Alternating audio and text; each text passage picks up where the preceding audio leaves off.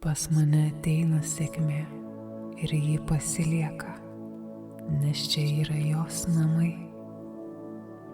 Sėkmė yra, kad aš gimiau.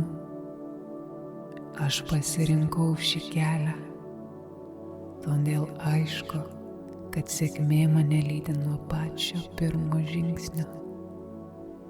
Tai, apie ką galvoju, tampa realybė. Tai, ką jaučiu, yra tos realybės pamatai. Aš kuriu savo gyvenimą ir jis yra sėkmingas. Mano gyvenimas yra pripildytas sėkme, meile, pilnatve, sveikata. Mano siela yra pilna ir ji švyti lyg saulė. Šiltai kutena iš vidaus. Ji šoka, nesupranta, atėjo laikas gyventi.